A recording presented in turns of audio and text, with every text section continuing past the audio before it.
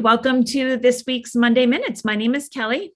And my name is Jessie. And this week we are going to talk to you about a new option that you'll see in Mark Lost Items as Returned. You now have an option to integrate claims into that dropdown. So we'll go through the process and tell you a little more about it. Yeah, this is exciting. So another upgrade feature that we'll talk about, just giving some libraries some functionality to alter how they do claims return if it works better this way. So Kelly, why don't we start by going over to the system preferences and we'll talk about that system preference. So again, it's Mark Lost Items as Returned. And if we hit that drop down, you'll notice we've done a Monday Minutes on this before. You have multiple options in there, whether you're doing, the long overdue cron job or batch item modification tool. You'll now see one that says when marking an item as a return claim. So we are going to check that by default, and then we'll go through the whole process so you can see what it'll look like.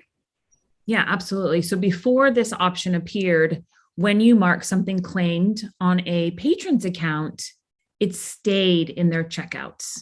And some libraries wanted that to be different and have it removed so it doesn't count against their checkout. So this is giving those libraries that opportunity to customize this a little bit better.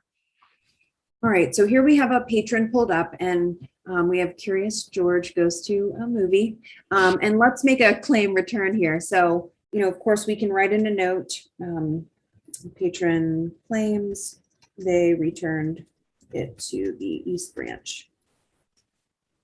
You do have the option to charge a lost fee if that's what your library policy is. So we'll come in here and we'll make that claim. So that's going to move it over to our claims tab where we can see any other previous claims they've made. And then also we can see that title. Now, Kelly, what happens when we go over here to look at the title itself? So now it's been removed from this patron's account and it's marked as claims in the status. So a person looking at this record in staff side will see it's a claimed item. And so if they find it, they can, of course, check it in, or at least they know it's not going to be on the shelf potentially. But I would always say probably check if it says it's claimed. Okay, let's say now one of our staff members found the book.